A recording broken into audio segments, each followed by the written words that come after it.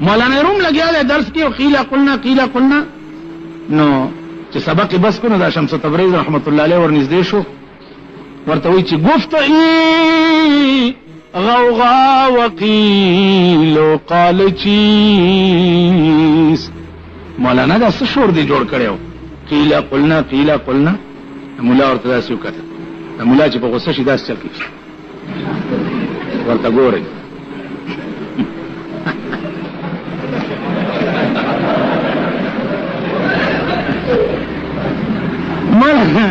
مولانا روم ورته وی چې بے وقوفه مولانا وی ما ورته وی چې مولوی فرمود نادان لببن برمقالات خرد مندان مخن قبقلا خلا بند کا د نیکانو خلقو په خبرو پورې خاني چې قیله قلنا دا څه دی غلش چې مولانا یو سات تیر شنو د شمس تبریز رحمت الله علیه داسې د خریدار په سترګو ورته داسې وکړ اوس دا مونږ او تاسو په ایمان کې پوهیږو لکه زمونږ د زیړې خوروا او د ملایي او د پراټو عقل دی کنه جی دغه مروجنې ولي ټوله ورځ او بیا نیلو دا سور شربت چې دا روح افزا اوس روح افزا نه ست تریاق جوړ دی صاحبه خدایم خوار نه که خو د چینو سور شربت ته سور رنګ پکې چولې او چې کوم ګورې دا بندانو بیا راون کړی روح افزا کنه جی هلکه د ګورې شربت کله پکې کوي سندل جوړ ولټوي دا فارم کې صاحب هغه سکواش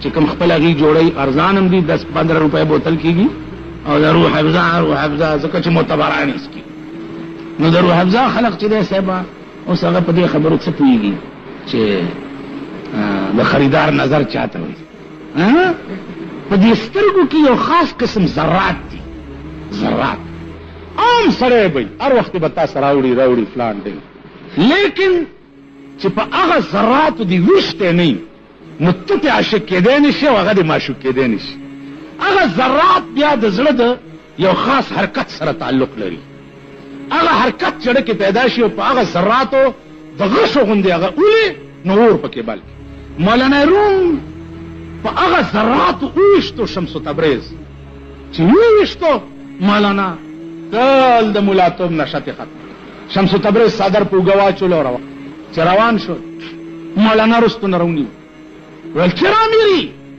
مرا خو غږ کرد هغه کار خود را بکنے تو را برما چیکار بگو قیلا قلنا تو را برما چیکار بل کار کو ما سره دې څه هغه نه والله کدی پرې نیولې او د لمنو نه ورپسې شمس تبریز مخ کې دی ورپسې ورته مولانا ما سره نشي ټینګې دی نشي ویل ټینګې ویل والا دا پیسې شراب بوتل راو پیسې ورکې مولانا روم بازار تلار شراب بوتل لاس کې رانیولې استاد په ایمان وایي چې په دې لاره ما ټول پاکستان پیژنې او شراب بوتل مې لاس کې نیولې دا کالونه والا باندې جوړ یعنی او بیاړه ورګه شامل ته تقریرونه او بیاړه ورګه او سبا چې له پنګان د بالا ماړه را پسې تو شراب بوتل کنه دي چور جوړ شي مولانا روم شرابي استو شراب خوردا او فلانه اوس که خیالو کوي کنه مولانا وی چې شاد باش ای عشق خوش سودای ما ای طبیب جمله علت های ما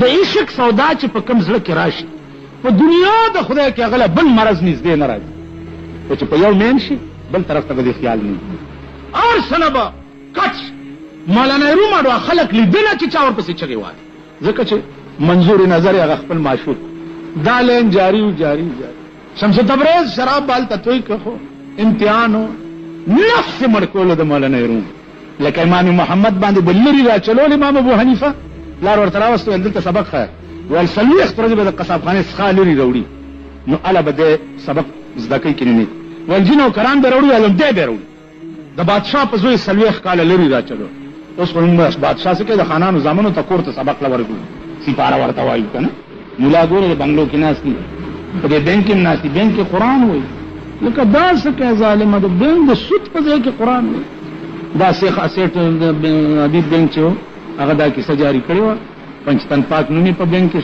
دا کړی هره ورځ به یې ګلونه اچول او قرآن به یې پکې نو اوس خو موږ د خانانو زامنو ته کور ته ځو قرآن وایو که نه مولانا روم نه بادشاه څلوېښت ورځې پس تپوس وکړو چې دا کار دې ولې زما په دې زوی وکړو ویل د بادشاهۍ نشه او علم دا دواړه متضادین دي علم هم لویه نشه لري او بادشاهي هم نشه لري، نو دوه نشې په یو سر کې نه ځایږي. نو په دې لرو مې هغه د بادشاهۍ نشه تې وویسته، اوس ګوره چې د علم نشه پکې څنګه ننوځي. نو امام محمد ته جوړ شو. هغه سړی چې جوړ شو چې استاد نه به غلطۍ نه وي او استاد به د هغه قول ته رجوګانې کولې. تاسو خیال راغی؟ مولانا روم په دې کار هغه د ملاتوب نشه چې کومه په دماغ کې وه هغه یې تې وویسته او فقیر چې فقیر شو راز خلقو ته پته ولګېده د شمس تبریز رحمت الله علیه چې دا خو نه شرابي دی نه څه دی، دا خلقو له څه دکاوه غوندې جوړه کړې. مولانا ته ویل بس زما راز خلقو ته پته ولګېده، ویل زه به څه کوم؟ په دې سینه یې ورته لاس راښ کو. چې لاس یې راښ کو ورته ویل ځه ته به مولا د رومې، الله به داسې کار درنه والي چې تر قیامته پورې به څوک مثال نشي جوړ.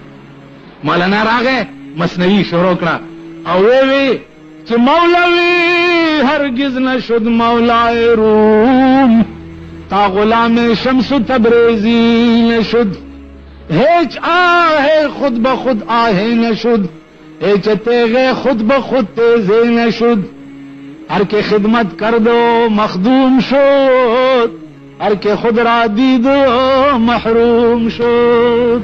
لوی سړی نو زما عزیزانو نفس مړکول پکار، نفس مای دا مای دی دا ډېر ظالم شي. ما ته ګورئ هغه ورځې تاسو خو د دفترونو خلک افسران درکې شته بابوګان، اوس تاسو ته چې سړی دفتر کې وځي دا کار دې ولې نه کړی برداشت دې کوي؟ وایه ماما تا ته یو پبلک سړی دا کار دې ولې نه کړی؟ څوک دی ته ټلی به ووهې پبلک بار بس ته به کوي داسې خبر نه یم چې راوستم لکه ما اوس مې کوم طرف ته استوي چې دروما لکړم چې لاس د بل په اوږه کېږدي اس جوره لوړه نه وي ور معلومه. پوه نه شو څه پته ولګېده ختم وشو نو څه دې خبر نه یم چې راوستم لکه ما اوس مې کوم طرف ته استوي چې دروما نو تړون دی لکړم چې لاس د بل په اوږه کېږدي اس جوره لوړه نوی ور معلومه. څه پوه شو؟ بله شپه یو سړي تپوس ویجي دا قرآن تلاوت زه ډېر کوم خو او څه کافي حده پورې مې سټډیم کړې ده چې پوهېږم هم خو په دې پوه نه شم چې دې قرآن ته قرآن ولې وایي. مال بنیادي خبره خو دا ده قرآن ته قرآن ولې وایي؟ جمعې کې سر خو راته خوځی قرآن ته ولې قرآن؟ بیا د قرآن ماده څه ده؟ بیا دا قرآن راغلی په ذریعه د وحي. وحي څه ته وایي؟ وحي څه ته وایي عزیزانو؟ بیا وحي په لغت کې څه ته وایي او وحي بیا په اصطلاح کې څه ته وایي؟ وحي په لغت کې وایي القاء السریعه. څه ته وایي؟ القاء السریعه. وایه مومن ماما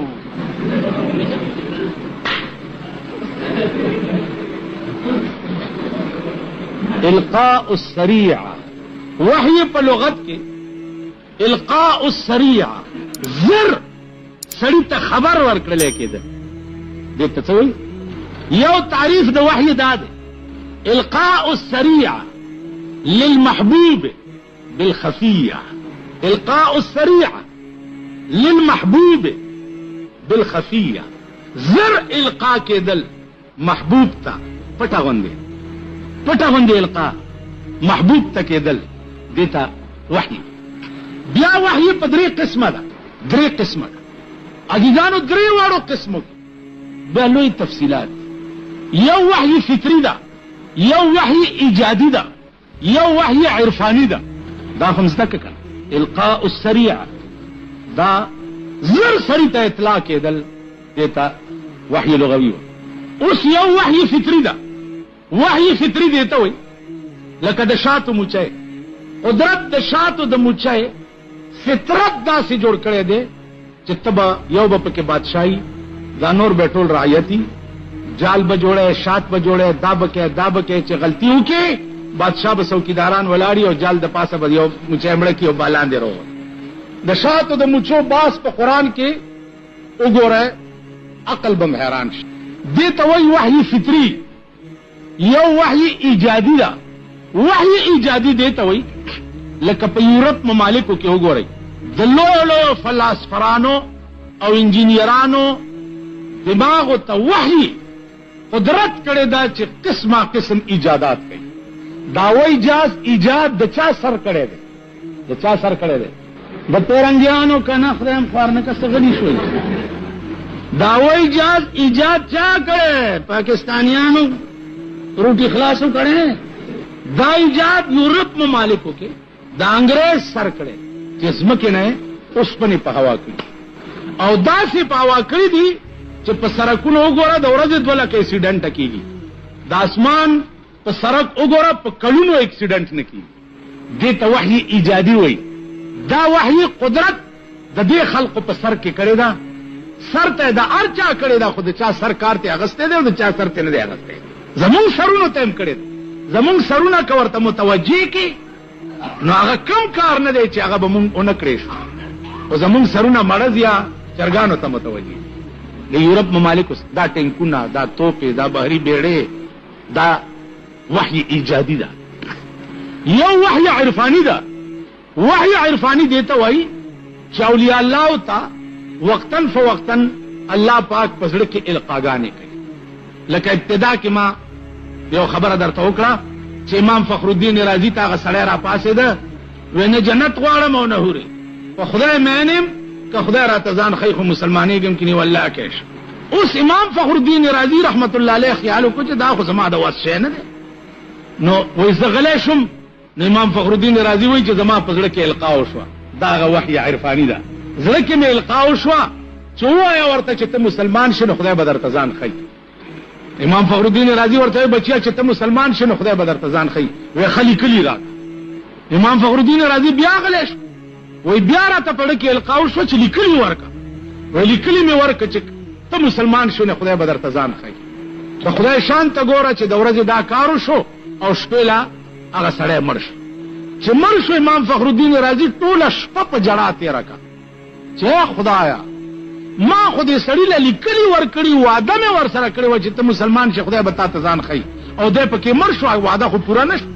نو وایي د سبا په ټایم کې مې سترګې ورلې اوده شو چې ګورم یو باغ دی او یو بهترین تخت پې باندې پروت دی او دا سړی پې ناست. چې ناست دی وایي زه شرمنده شوم. ورته ما ته وایي چې تعال لا تخاف یا شیخ، یارېږه مه نږدې راشه. وایي ما ورته ویل چې وعده خلاف شوم در سره. وایي راته وایي زما دې په خدای قسمي چې د کوم شي وعده دې را سره کړې وه په مغه شي خدای خوشحال کړم. دې ته وحي عرفاني وایي. تاسو خیال راغی دي. نو وحي فطري فطرت د یو شي قدرت داسې جوړ کړي. وحي ایجادي چې رنګ پرنګ ایجادات د اشیاو کوي. خو هغه خلقو ته پته لګي چې مولانا روم نه چا تپوس وکړو وایي عاشقي څه ته وایي. هغه ورته عاشقي چیست بگو بنده جانان بودن، عاشقی چیست بگو بنده جانان بودن، دل بدست دیگر دادن و حیران بودن. عاشقی څه ته وایي؟ د یار بنده کېدل، زړه بل ورکول او په خپله بې زړه ګرځېدل. سوی زلفش نظر کردن و رویش دیدن، گاه کافر شدن و گاه مسلمان بودن. من کیم لیلا و لیلا کیست من، ما یکی روحی ما اندر دو بدن. عاشقی څه ته وایي؟ د یار بنده کېدل، یو روح او دو جان کېدل. اوس دا مزار د حضرت ثوبان نه پوښتنه وکړه ټوله ورځ جناب محمد رسول الله لیدلی نو ټوله ورځ په ژړا تېره کړه چې ماښام یې ولیدو نو بیا یم ژړل. ورته یې ثوبانه د خدای بنده اوس خو دې زه ولیدم نو ولې ژاړې؟ و یا رسول الله په خدای مې دې قسم وي که نه جنت غواړم نه د دنیا په نعمتونو مې پروا شته، که غواړم نو تا غواړم. جاړم په دې چې د مرګ نه وروسته د قیامت په ورځ په جنت کې ته به چېرته په لوی مقام کې ناست یې. که زه عجزغه جنت ته لاړم نو لاندې به چېرته ناست یم، نو چې چېرته تا نه ګورم زه به داسې جنت څه کړمه. قرآن راغی.